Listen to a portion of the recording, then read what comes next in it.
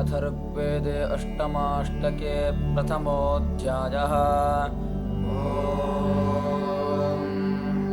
प्रहोदाः जातो महान्नभोविन्दृषद्वासीदपामुपस्थे तथिर्योधायिसते वयांसि यन्तावसूरिविदते तनूपाः इमं विधन्तो अपां सतस्थे पशुन्न नष्टं पदैरनुग्मन् गुहाचतन्तमुषिजो नमोऽभिरिच्छन्तो धीरा भृगवो विन्दन् हिमन्त्रितो भूर्यविन्ददिच्छन् वै भूवसो मूर्धन्यज्ञायाः सशेवृतो जात आहर्म्येषु नाभिर्युवा भवति रोचनस्य मन्द्रम् होतारमुषिजो नमोऽभिप्राञ्चै यज्ञन्नेतारमद्धराणाम् विशामकृण्वन्नरतिम् वावकम् हौयवाहन्तसतो मानुषेषु प्रभोर्जयन्तम् महाम् विपोधाम् मूरा अमूरम् पुरान्तर्माणम् नयन्तो गर्भम् वनान्धियन् दुर्हिरिष्मशृन्नार्वाणन्तनग्रम् निपस्त्यासुत्रितस्तभूयन् परिवेतो यो नौ सीदन्तः अतः सङ्गृभ्या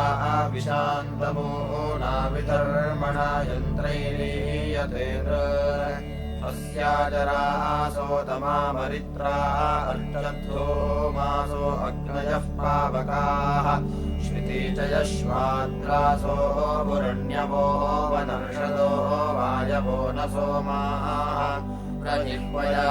परदेवेपो अग्निः प्रवयुना निचेतसा पृथिव्याः अवायवश्रुजयन्तम् पावकम् मन्द्रम् होतारन्दधिरेजनिष्ठम् या वायवग्निम् पृथिवी जनिष्ठा मापस्पष्टा मृगभोजम् सहोभिः क्रीडेन्यम् प्रथमम् मातरिष्मा देवास्तदक्षुर्मनवे जजत्रम् यन्ता देवादधिरे हव्यवाहम् पुरुस्पृहो मानुषासो यजत्रम् सयामन्नग्ने स्तुवते वयोधाः प्रदेवयन्यशसः सम्यपूर्वीः गृह्णाते दक्षिणमिन्द्रहस्तम् वसूयवो वसुपते वसूनाम् विद्माहित्वा गोपतिम् शूरको नामस्मभ्यम् चित्रम् वृषणम् वयिन्दाः स्वायुधम् स्ववसम् स्वनीथम् चतुःसमुद्रम् धरुणम् रजीणाम् चरकृत्यम् शंस्यम् भूरिवारवस्मभ्यम् चित्रम् वृषणम् रयिन्दाः सुब्रह्माणम् देववन्तम् बृहन्तमुरुङ्गभीरम् पृथुबुध्नमिन्द्र श्रुतर्षिमुग्रमभिमातृशाहमस्मभ्यम् चित्रम् वृषणम् रयिन्दाः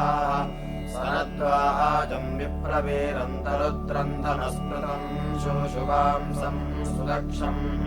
तदस्योहनम् पूर्भिदमिन्द्रसत्यमस्मभ्यम् चित्रम् वृषणम् रयिन्दाः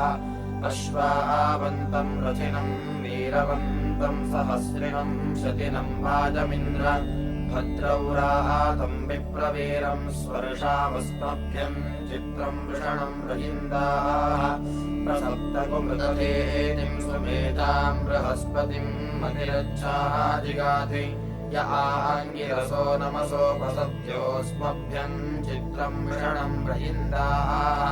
वनेवानो मम दूतास इन्द्रम् स्तोमाश्चरन्ति सुमतीरियानाः हृदिस्पृशो मनसा वच्यमाना अस्मभ्यम् चित्रम् वृषणम् रयिन्दाः यद्वायामि दद्धितन्न इन्द्र बृहन्तम् क्षयमसमञ्जनानाम् अभिदद्या वा पृथिवी गृणीतामस्मभ्यम् चित्रम् वृषणम् रयिन्दाः अहम् भुवम् वसुनः पूर्व्यस्पतिरहन्धनानि सञ्जयामि शश्वतः माम् हवन्ते पितरुन्न जन्तवो हन्ताशुषे विभजामि भोजनम् अहमिन्द्रो रोधो वक्षो अथर्वणस्त्रिताजगा अजनयमहेरथे अहन्दस्युभ्यः परिनृम्णमाददे गोत्राशिक्षन्तति चेमातरिष्मने मह्यन्तष्टा वज्रमतक्षदाय सम्मयि देवासो मृजन्न विक्रतुम् ममानीकम् सूर्यस्येव दुष्टरम् मामार्यन्ति कृतेन कर्त्वेन च अहमेतम् गव्ययमश्व्यम् पशुम् पुरीषिणम् सायकेन हिरण्ययम् पुरो सहस्राणि शिशामि दाशुषे यन्मासो मास उद्धिनो अमन्दिषुः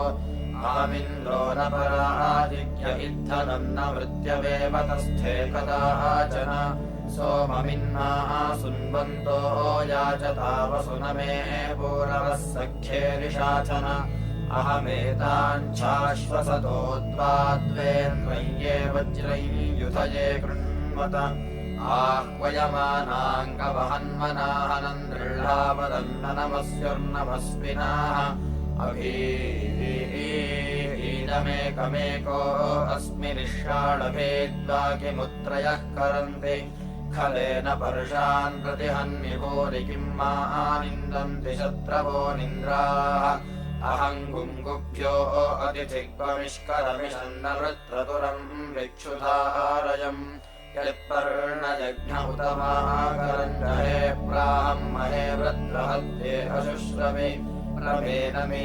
साप्य इषे भुजे भूद्गवामेशे सख्या कृणुतद्विता निद्युय्यदस्य समितेषु मह्मयमादिदेनम् शंस्य मुख्यम् करम् प्रणेमस्मिन् ददृशे सोमो अन्तर्गोपानेममाविरस्था कृणोति स दिग्मशृङ्गम् वृषभञ्जयुत्सन्द्रुहस्तस्थो बहुले बद्धो पन्तः आदित्यानाम् वसूनाम् रुद्रियाणाम् देवो देवानाम् नमिनामिधाम धेमाभद्राय शवसे ततक्षुरपराजितमस्कृतमशाह्यम् अहन्दाम् गृणते पूर्व्यम् वस्वहम् ब्रह्मकृणवम् मह्यम् वर्धनम् अहम् भुवञ्जनमानस्य चोदिता यज्वनः साक्षि विश्वस्मिन् भरेः मान्तुरिन्द्रम् नाम देवता दिवश्चक्मश्चापाञ्चदन्तवाः अहम् हरिवृषणा विव्रतारको अहम् वज्रम् शवसे धृष्मादते अहमत्कम् कवये शिष्णसंहतैरहम् कुत्समावमाभिरोतिभिः अहम् शुष्णस्यश्नसितावधर्यमन्नयोरहार्यन्नामदस्य वे अहम् विदेव वेदसूङ्ग्रभिष्टयेतुग्रम् कुत्सायस्मरिमञ्जरन्धयम् अहम् भुवञ्जयमानस्य रागविप्रयद्भवेतु जयेन प्रियादृशेः अहम् रन्दयम् मृगयम् श्रुतर्वणे जन्मादिहीतवयुनाचनानुषक् अहम् वेषन्नम् रमाय वेकरमहम् सौयाय पट्कृभिमरन्धयम् अहम् स यो नववास्त्वम् बृहद्रसम् संवृत्रे वदासम् वृत्रहारुजम् यद्वर्धयन्तम् प्रथयन्तमानुषक्तूरे पारे रजसो लोचनाकरम् अहम् सूर्यस्य पर्याम्याशुभिः पैतशेभिर्वहमान ओजसा यन्मासावो मनुष आह निर्निजरुदकृषेदा सङ्कृत्यम् हथैः अहम् सप्तः नहुषो नहुष्टरः प्राश्रावयम् शवसा तुर्वशय्यतुम् अहन्या अन्यम् सहसा सहस्करम् न पौराततो नवतिन्दवक्षयम् अहम् सप्तस्रवतो धारयम् वृषात्र विद्मः पृथिव्याम् क्षीरा अधि अहमर्णाम् स्थिवितिरामि सुक्रतुर्युधाविदम् वनवे गातुमिष्टये अहम् तदा सुधारयदा सुनदेवश्च न प्रश्नाधारयदृशत् स्पारहङ्गवाबोधः सुभक्षणा स्वामधोर्मधुष्वाक्रियम् सोममाशिरम् एवा देवानिन्द्रो विव्येन प्रच्योद्येन मघवा सत्यराधाः विश्वेत्ताते हरिवश्यतीवो विदुरासस्वयशो गृह्णन्ति प्रभो महे मन्दमानायान्धसोर्चा विश्वानराय विश्वाभुवे इन्द्रस्य यस्य सुमखम् सहो महिश्रवो नृम्णम् च रोदसी सपर्यताः सोचिन्नु सख्याणर्यहिनस्तुतश्च विकृत्य इन्द्रो मावते नरे विश्वासुतोर्षुवाजकृत्येषु सप्तते वृत्रे वाप्स्वा अभिशूनमन्दसे केते नर इन्द्रयेत इषेयेते सुम्नं सधन्या अयक्षान् केते वाजाय सूर्याय हिन्विवेके अप्सुस्वासूर्वरासु पुंस्ये भुवस्तमिन्द्रब्रह्मणा महान् भुवो विश्वेषु सवनेषु यज्ञियाः भुवो नृंस्योत्नो विश्वस्मिन् भरे ज्येष्ठश्चमन्द्रो विश्वदर्शने अवानुकन्यायान् यज्ञमनसो महीन्द्रो मात्रान् कृष्टयो विदुः असोनुकमजरो वर्धाश्च विश्वे देता समनातो तुमाकृषे एता विश्वासवनातो तुमाकृषे स्वयं सोनो सहसो यानिदधिषे वरायते पात्रं कर्मणेतनाः यज्ञो मन्त्रो ब्रह्मोद्यतं वचाः एते विप्रब्रह्मसुरः सुते तदा वसूनां च वसुनश्च दावनेः प्रते सुम्नस्य मनसा पथा भुवन्वदे सुतस्य सोम्यस्यान्धसः महत्तदुल्पं स्थविरन्तदासीद्येनाविष्टितः प्रविवेशितापः विश्वाः अपश्यद्बहुधा ते अग्ने जातवेदस्तन्वो देव एकाः होमादर्शकतमः स देवो यो मे तन्वो बहुधा पर्यपश्यत् वाहमित्रावरुणाक्षयं यज्ञैर्विश्वाः समितो देवयानीः ऐच्छाः मत्ता बहुधा जातवेदः प्रविष्टमग्ने अप्सोषधीषु तन्तायवो अजिकेच्चित्रभानो दशान्तरुष्यादतिरोचमानम् होत्रादहं वरुणविभ्यदायन्ने देवमायुनजन्नत्र देवाः तस्य मे तन्वो बहुधा निविष्टा एतमर्थं नचिकेताहमग्निः एहि मनुर्ते बहिर्यज्ञकामोरङ्कृत्यातमशिक्षेष्यग्ने सुगान् पथः कृणुहि देवयानान् महहव्यानि सुमनस्य मानः अग्नेः पूर्वे भ्रातरो अर्थमेतं रथीवाद्वानमन्वावरीवुः तस्माद्भिजा वरुणदूरमाजङ्गौरो न क्षेप्नोरविजेज्यायाः कुर्मस्त आजुरजरञ्जदग्ने यथा युक्तो जातवेदो नरिष्याः अथा वहासि सुमनस्य मानो भागं देवेभ्यो हविषः सुजाता प्रजायान्मे अनुजातांश्च केवलानूर्जस्वन्तं हविषो दत्तभागम् कृतं चापां पुरुषं चौषधीनामग्नेश्च दीर्घमायुरस्तु देवाः तव प्रजाया अनुजाताश्च केवल ऊर्जस्वन्तो हविषः सन्तु भागाः तवाग्ने यज्ञो ओयमस्तु सर्वस्तुभ्यं नमन्तां प्रतिशश्चतस्रः विश्वे देवाः शास्तनमायथेह होतावृतो मनवय्यं निषद्या प्रमेः ब्रूतपाकथे यथा भोजेन वचा हव्यमावो वहानि अहं होतान्यसेदय्यजीयान् विश्वे देवा मरुतो माजुनन्ति अहरहरश्विनाध्वर्यवं वां ब्रह्मा सविद्भवति साहुतिर्वाम् अजय्यो होता किरुसयमस्य कमप्यो हे यत्समञ्जन्ति देवाः अहरहर्जायते मासि मास्यथा देवादतिरेहव्यवाहम् मान् देवादतिरेहव्यवाहमपं वृत्तं बहुकृच्छ्राचरन्तम् अग्निर्विद्वान्यज्ञन्नः कल्पयाति पञ्चयामन्त्रिकृतं सप्ततन्तुम् आवो यक्ष्यमृतत्वं सुवीरं यथा आवो देवा परिवक्कराणि आवाः पूर्वज्रमिन्द्रस्य तेजामथे मा विश्वाः प्रतनादिजाति त्रीणि शतात्रे सहस्राण्यग्निं त्रिंशच्च देवानवचासपर्यन् औक्षम् कृतैरस्तृणन् वरैरस्मादित्योतारं च साधयन्त यमैच्छा मम मनसासो अयमागाद्यज्ञस्य विद्वान् परुषश्चिकिद्वान् स नो यक्षद्देवतातायजीयान्निषत्सदन्तरः पूर्वो अस्मद् अराधिहोतारिषदायजीयानभिप्रयांसि सुजितानिहिक्षत यजामहयज्ञानन्ददेवाम् ईडामहा एड्याम् आज्येन स्वाद्वेव कर्देव वेदिन्नो अद्य यज्ञस्य जिह्वामविरामगुह्याम् स आयुरागात्सुरभिर्वसानो भद्रामकर्देव हूतिन्नो अद्य तदद्यवाचः प्रथमम् वसि यजेनासुराम् अभिदेवासाम ऊर्जादहुत यज्ञिया सः पञ्चजनामहोत्रञ्जुषत्वम् पञ्चजनामहोत्रञ्जुषन्ताङ्गोजाता उत ये यज्ञियासः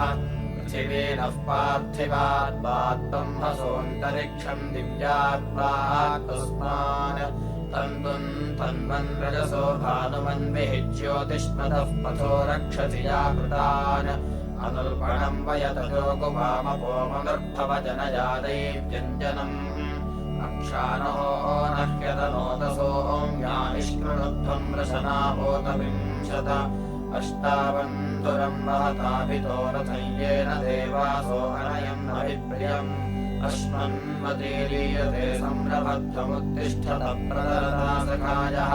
अत्राजहामये असन्नशेवा शिवान् वयमुत्तरे माभिवाजान् कष्टा मायावे तपसा वपस्तवो बिभ्रत्तात्रा देवपानानिशन्तमा शिशेते नूनम् परशुम् स्वायसय्येन दृष्टादेतशो ब्रह्मणस्पते सतो नूनम् कवयः संशिषेतवाशीभिर्याभिरमृताय तक्षत विद्वांसः पदागुह्यानि कर्तनयेन देवासो अमृतत्वमानशो गर्भे योषामदतुर्वत्समासन्यपीज्येन मनसोतजिह्वया स विश्वाः सुमनाः योग्या अभिसिषा सगर्वनते कारहिद्धिम् ताम् सुते कीर्तिम् मघवन्नहित्वा यत्त्वा भीते रोदसी अह्वयेताम् प्रावो देवाम् आदिरोदासमोजः प्रजायैः तस्यै यदशिक्ष इन्द्र यदचरस्तन्वा आवावृधानो बलानीन्द्र प्रब्रुवाणो जनेषु मायेत्सा तेजानि युद्धान्याहुर्नाद्यशत्रुम् ननु पुरा विवित्से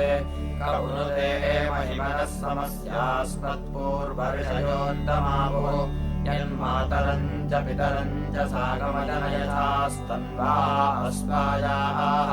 चत्वारि ते असुर्याणि नामादाभ्यानि महिषस्य सन्ति तमङ्गदानि विश्वानि वित्सेजेभिः कर्माणि भगवन् च कर्ता त्वम् विश्वादधिशे केवलानि यान्याभिर्या च गुहावसूनि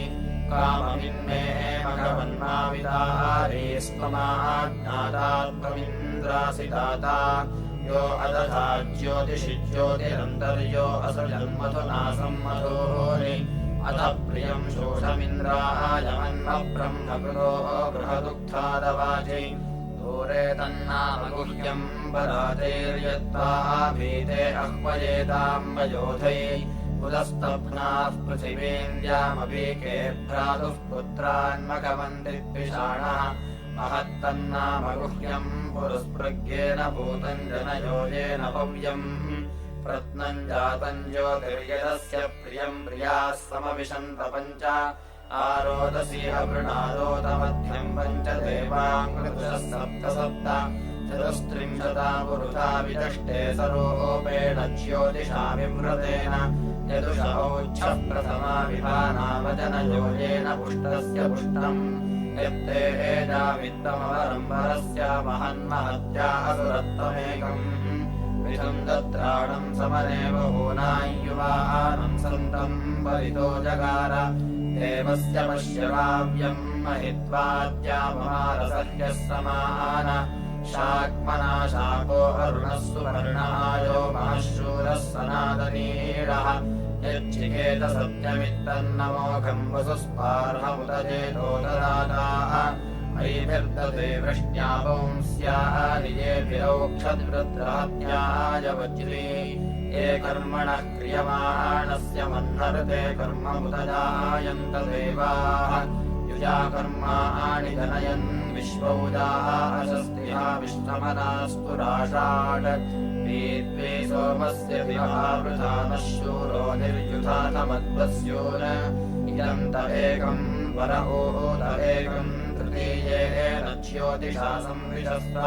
संवेशने तन्वा अश्चारुरेधि प्रियो देवानाम् परमे दरिद्रेः तमोष्टे वाजिन्तन्वा अन्नयन् देवामस्मभ्यम् दातु शर्म तुभ्यम् अहृतो महोतरुणाय देवान् दिवे एव ज्योतिस्तमामिमीयाः वाज्यसि वाजिनेना सुवेनीः सुविदस्तोमम् सुवितो दिवङ्गाः सुवितो धर्मप्रथमानुसत्या सुवितो देवान् सुवितो रुवत्ना महिम्न एषाम् पितरश्च नेशिरे देवा देवेष्पदसुरविक्रतुम् समविव्यजुरुतयान्यद्विषुरैषान्तनोषु निविविशुः पुनः सहोभिर्विश्वम् परिचक्रमोरजः पूर्वाधामान्यमितामिमाः तनोषु विश्वा भुवनानि येमिरे प्रासारयन्तमुरुधः प्रजानो पिताः सूनवोऽसुरम् स्वर्विदमास्थापयन्त तृतीयेन कर्मणा स्वाम् प्रजाम् पितरः पित्र्यम् सह आवरेष्वदधुस्तन्तु माततम् नावानक्षोदः प्रदिशः पृथिव्या स्वस्तिभिररिदुर्गाणि विश्वाः स्वाम् प्रजाम् बृहदुग्धो महित्वावरेष्वदधादापरेषु मा प्रगामपथो वयम् मा यज्ञादिन्द्रसोभिनाः मान्तस्थुर्नो हरादयः यो यज्ञस्य प्रसाधनस्पन्दुर्देवेष्वाततः तमाहुतन्न शीमहि मनोन्बाहुवामहे नाराशंसेन सोमेन पितॄणाम् च मन्मभिः आतयेतु मनः पुनः कृत्वे दक्षाय जीवसे ज्योक्ष सूर्यम् दृशे पुनर्नः पितरो मनो ददातु दैव्यो जनाः जीवम् व्रातम् सचेमहि वयम् सोमम् व्रतेतवमनस्तनोषु बिभ्रतः प्रजावन्तः सचेमहि तृप्तेजमम् वैव स्वतम् मनो जगामदूरकम् तत्तावर्तयामसीह क्षयाय जीवसे यद्धेति वै यत्पृथिवीम् मनो जगामदूरकम् तत्तावर्तयामसीह क्षयाय जीवसे यत्ते भूमिम् चतुर्दृष्टिम् मनो जगामदूरकम् तत्तावर्तयामसीह क्षयाय जीवसे यत्ते चतस्रः प्रदिशो मनो जगामदूरकम् तत्तावर्तयामसीह क्षयाय जीवसे यत्ते समुद्रमर्णवम् मनो जगामदूरकम् तत्तावर्तयामसीह क्षयाय जीवसे यत्ते मरीचीः प्लवतो मनो जगामदूरकम् तत्तावर्तयामसीह क्षयाय जीवसे यत्ते अपोयदोषधीर्मनो जगामदूरकम् तत्तावर्तयामसीह क्षयाय जीवसे यत्ते सूर्यय्यदुषसम्मनो जगामदूरकम् तत्तावर्तयामसीह क्षयाय जीवसे यत्ते पर्वतान्द्रहतो मनो जगामदूरकम् तत्तावर्तयामसीह क्षयाय जीवसे यत्ते विश्वमिदम् जगन्मनो जगामदूरकम् तत्तावर्तयामसीह क्षयाय जीवसे यत्ते पराः परावतो मनो जगामदूरकम् तत्तावर्तयामसीह क्षयाय जीवसे यत्ते भूतम् च भव्यम् च मनो जगामदूरकम् तत्तावर्तयामसीह क्षयाय जीवसे प्रतार्यायः प्रतरम् नवीयस्थातारे वक्रतुमतारथस्य अथज्यवानमुत्तवीत्यर्थम् परातरम् सुनिर्तिर्जीताम् सा मन्नुराजेनिति मन्वन्नङ्करामहे सुपुरुतश्रवांसि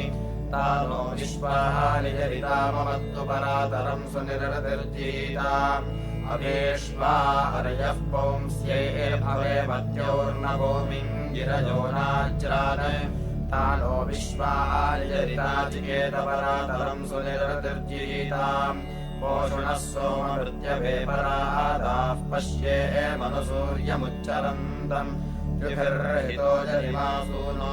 अस्तु परातरम् सुनिरतिर्जीताम् असुनीते मनो अस्मासु धारय जीवातवे सुप्रतिरानहायुः तारन्धिरः सूर्यस्य सन्दृशि कृतेन त्वन्तन्वम् वर्धयस्व असुनीते पुनरस्मासु चक्षुः पुनः प्राणविहनो देहि भोगम्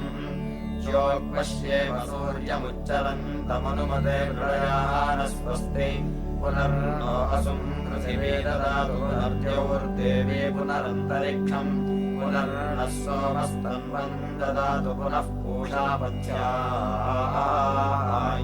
स्वस्तिः शम्रोदसे सुबन्धवे जह्वे ऋतस्य मातराः भरतामपयत्रपोद्योः पृथिवीक्षमारपोषुते किञ्चनामवत् अवत्वके अवत्रिकादिपश्चरन्ति भेषजा क्षमातरिष्मे एककम् भरतामपयत्रपोद्योः पृथिवीक्षमारपोषुते किञ्चनामवत् समिन्द्रेरजगामनड्वाहय्य आवहदुशीनराण्या अनाः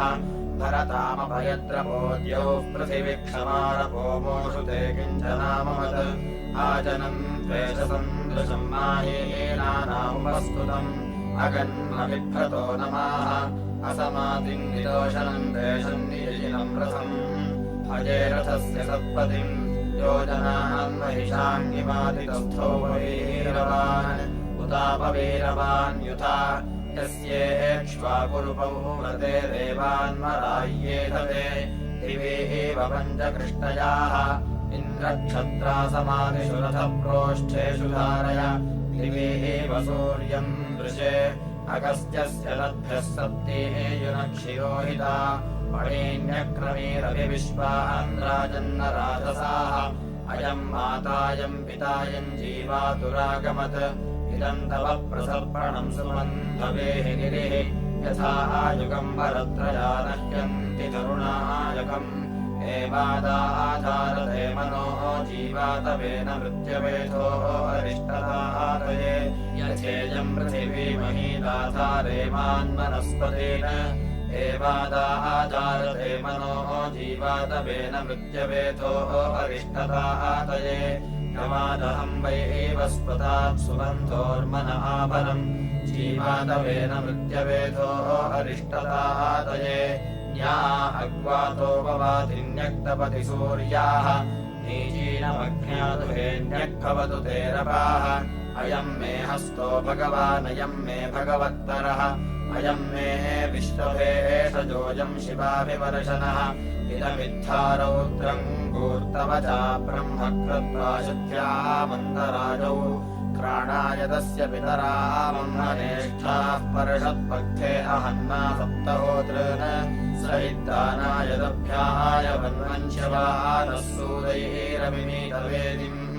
तूर्वयाणो गूर्तवचस्तमः क्षोदो नरेत इतभूतिसिञ्चत् मनो न येषु हवनेषु दिग्वम् विपश्यत्यावनुतो द्रवन्ता आयश्चर्याभिस्तु विनृह्णो अस्याश्रेणीतादिशङ्कभस्तौ कृष्णायद्गोष्वरुणीषु सीदद्दिवो नवादाश्विनाहुवेव पीतम् मे यज्ञमागतम् मे अन्नम् भवन्ताम् सानेशमस्पृतद्रु प्रतिष्ठयस्य वीरकर्म विष्णदनुष्ठितम् नुदयोहत् पुनस्तदा बृहद्यत्कनाया आदुहितुरा अनुकृतमदर्वा मध्यायत्कर्तमभवदवीके कामम् गृह्णाने पितर्युवत्या मदानग्रेतोः जहतुर्यन्तासानौ निषिक्तम् सुकृतस्य योनौ पिता यत्स्वान्दुहितरमधिष्कर्ष्मयारेतः सञ्जग्मानो निषिञ्चत् स्वाद्यो जनयन् ब्रह्मदेवावास्तोष्पतिम् मृतवान् निरलक्षन् स ईमृषा नभे नमस्य राजोस्मदापरैतपदभ्रजेताः सरत्पदानदक्षिणापरा वृङ्गतानुमे पृशन्यो जगृभ्रे मक्षो न वह्निः प्रजायाः उपब्धिरग्निन्नग्नोऽसीदूताः सरिते अहम् सरितो नवाजम् सदर्ता जग्ने सहसा जवीयत् पक्षोकनायाः सख्यन्नवक्पारतम् वदम् तरुतयुक्तिमग्मन् विबर्हसोज उपगोपमापुरदक्षिणासो अच्युतादुदुक्षन् पक्षोकनायाः सख्यम् नवीयो राधो नरेतरुतमिक्तुरण्यन् श्रुतियत्तेरेग्नाजचन्द्रसपर्तुघायाः पय उश्रियायाः पश्वायत्पश्चावियुता बुधन्तेति प्रवेति भक्तधीरराणः वसोर्वसुत्पाकारवो नेहा विश्वम् विवेष्टिद्रविणमुपक्षो तदिन्वस्य परिषद्वानो अग्मन् पुरोषदन्तो नार्षदम् बिभित्सन् विशुष्णस्य सङ्ग्रसितमनर्वा विदत्पुरुप्रजातस्य गुहायत् भर्गो हनामोदयस्य देवा स्वा अर्णये त्रिषधस्थे निषेदुः अग्निरहनामोदजातवेदाश्रुतीनो होतरुतस्य होतादृगृह उतत्यामेरौद्रावर्चिमन्तानासत्याविन्द्रगोत्तरे यजध्ये विष्पद्वृक्तपर्हिषेराणामन्दोहितप्रयसा भिक्षुयज्ञोः अयम् स्तुतो राजा वन्दिवेधा अपश्च विप्रस्तरविश्वसेतुः स कक्षेवन्तम् रेजयत्सो अग्निन्नेमिन्न चक्रमर्वतो रघुद्रो सद्विबन्धुर्वैतरणो यष्टाः सवर्धुन्धे नमस्पन्दुहध्यैः संयन्मित्रावरुणा वृन्दमुग्धैर्ज्येष्ठे विरर्यमणम् वरोथैः तद्बन्धुः सूरिर्दिवितेऽधि जन्धानाभाने तिष्ठोरपतिप्रवेनन् सा नो नाभिः परमास्य वाहाखाहम् तत्पश्चाकरितश्चिदास इयम् मेनाभिरिहमे सतस्थमिमे मे देवा अयमस्मि सर्वाः प्रियाः प्रथमजातस्येदन्धेनुरदुहज्जायमाना अथासु मन्द्रो हरतिर्विभावावस्य निवर्तनिर्वनेषाड् ऊर्ध्वायच्छ्रेणिर्न शिशुर्दन्वक्षो स्थिरम् शेवृतम् सूतमाता अथा गाव उपमादिङ्गनाया अनुष्वान्तस्य कस्यचित्परेयोः श्रुतित्वम् सुद्रविणो नस्पय्याळाश्वघ्नस्य वावृते सूनताभिः अथत्वमिन्द्रविद्या अस्मान्महो राजेन्द्रपदे वज्रबाहो रक्षाचनोपगो नः पाहि सूरेण नेहसस्ते हरिवो अभिष्टौ अथ यद्राजानागविष्टौ सरत्सरण्योः कारवेणरण्योः विप्रः प्रेष्ठः सह्येषाम् बभूवपराजमक्षदुतपर्षदेनान् अथान्वस्य जेन्यस्य पुष्टौ रथारे भन्त इमहे तदूनो सरण्युरस्य सूनुरश्वो विप्रश्चासि श्रवसश्च सातौ युवोर्यदि सख्यायास्मे श्रद्धायस्तो मञ्जुषे नमस्वान् विश्वत्रयस्मिन्नागिरः समीतेः पूर्वीव कातुर्दाशत्सो नृतायै सगृणानो अध्यर्देव वादिति सुबन्धुर्नमसा सूक्तैः वर्धदुग्धैर्वचोभिराहि नूनम् यद्वैति पयसमुश्रियायाः तपूषुणो महो यजत्रा भूतदे एवासभूतये सजोषाः ये वाजाङ्गनयता वियन्तो ये स्थानि चेतारो अमूराः इति अष्टमाष्टके प्रथमोऽध्यायः।